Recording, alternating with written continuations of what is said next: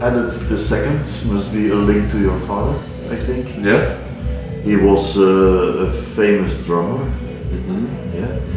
He was with the band The Nightcrawlers, and I think one of the songs on the album was dedicated to him. Yes, November. November. Yes. Was your band or your how did you work together with your father? How did I what? Work together with your father? Yeah. Was he promoting you? Was he your? Yeah, I mean, I was.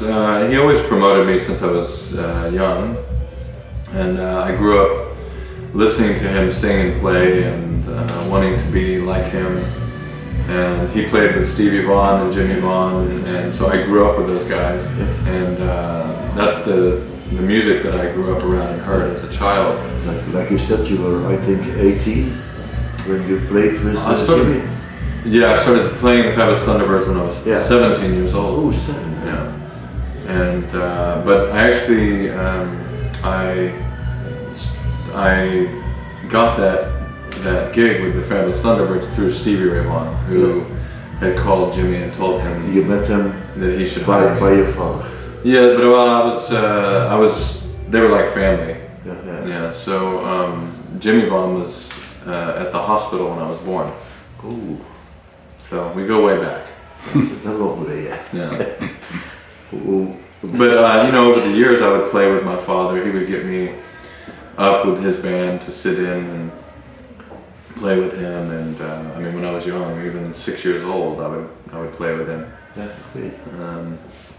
And then I was also in a band with him when I was like, if I wasn't playing with the Fabulous Thunderbirds, then I was playing in his band. And I think that band was Mike Judge and Denny Freeman on guitar, and me and my father. Okay. Yeah. What was the trigger to go solo? What did decide you to go your own way? What, from the Archangels, you mean? Yeah. Just, I think because... Like you said, you have played with, I think, 100 famous and good artists. But yeah. Oh, you mean just recently? Yeah. Why now? Yeah.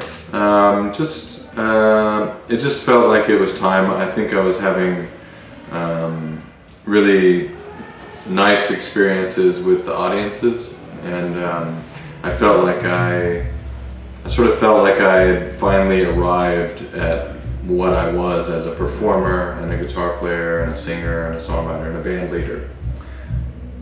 Your first album, solo, came out in '96, I think. The Jelly Queen album. That was my second. Second one, yeah, right. The new album is, I think, your fourth solo album. Yes. Yeah. That's not so spread out. No, spread out, yes, but not many. You didn't brought out many solo albums. Wasn't that important for you to do solo things? No.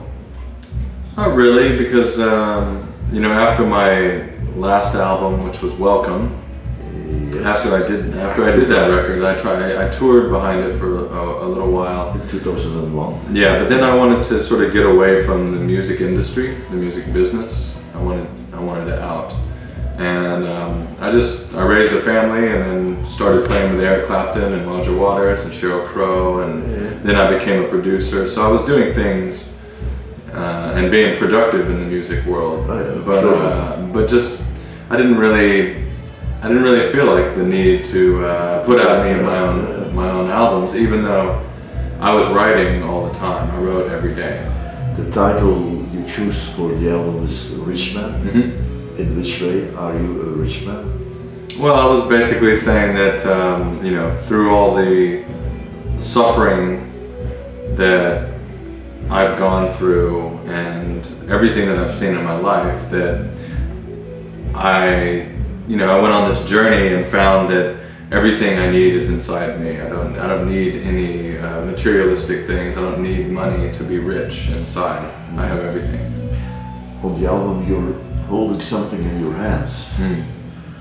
Can you tell me something more about it? I think it's a medal, or it's an old Moroccan Berber piece of medallion that that. It's referring to your traveling in Morocco. Well, I spent a lot of time in Morocco, but and I do know that the Berber people of Morocco are like the Native Americans of America. So they're the indigenous people of Morocco, and they have very spiritual ways and sort of mystical kind of ways of life, and just what they're.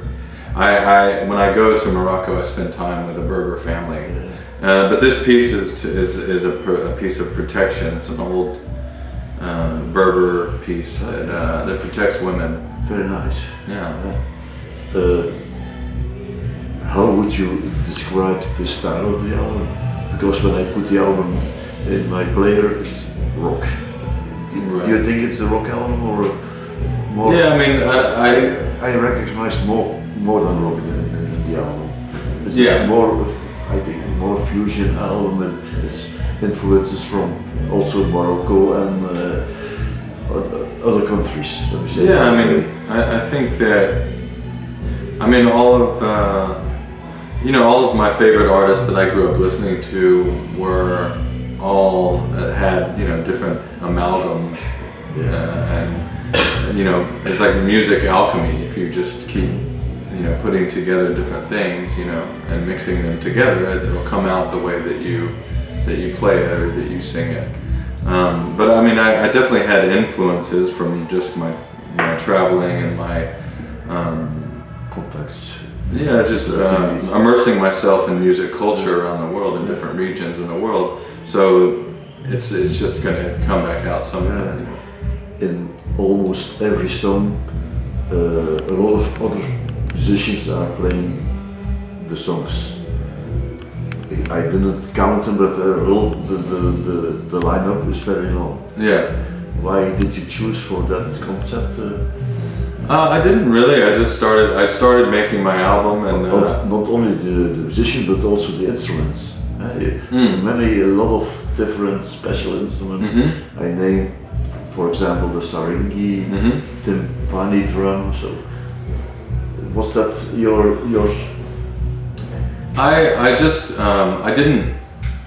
I didn't have anything planned when I started making the record. It's just when I would write the songs and I would record them, the song itself in that moment dictates what I'm starting to hear. So I start to hear different like interludes between songs, and then if I hear strings or like an orchestrated thing or horns or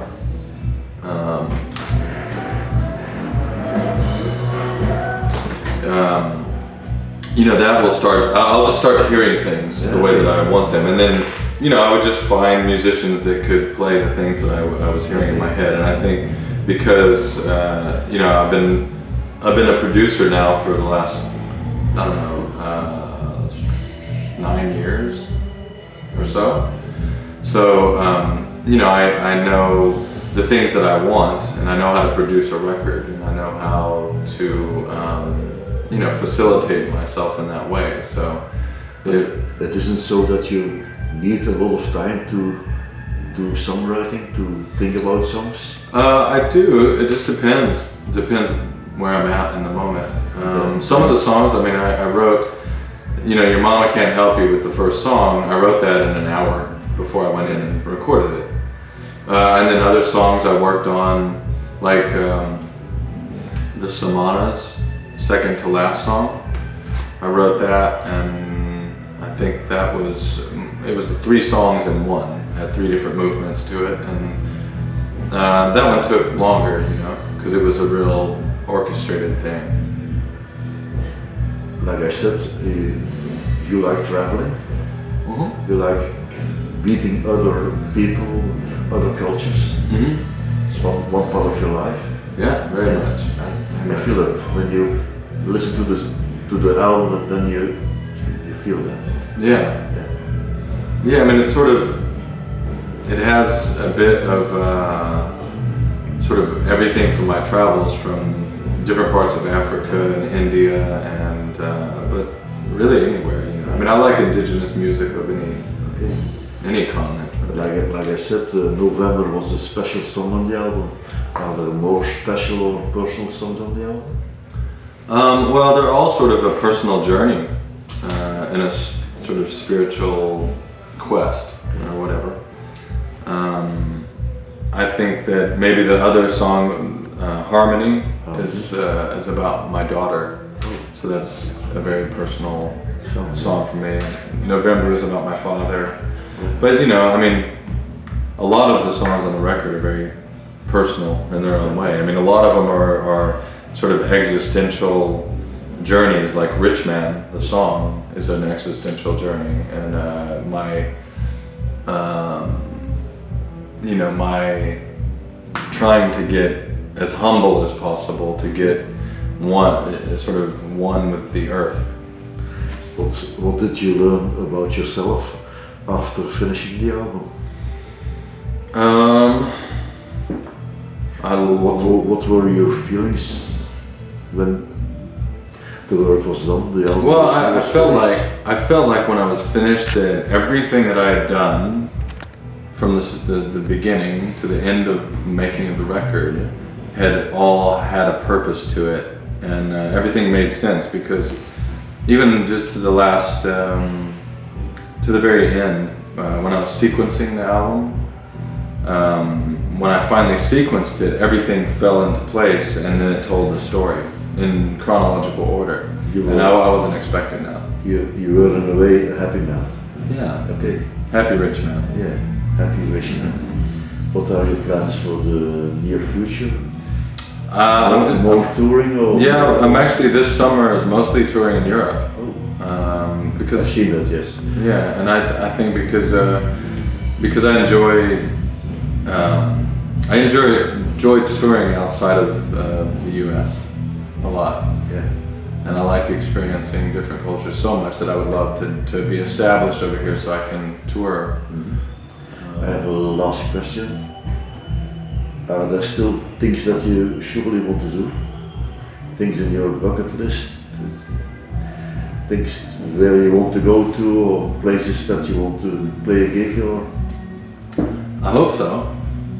That you no specific goals? No, because I pretty much, I don't know, I stay in the moment with things. I'm really in the moment, and those, if I try and get as present as possible in the moment, then things just sort of open up, and if I trust the universe, then it sort of just happens.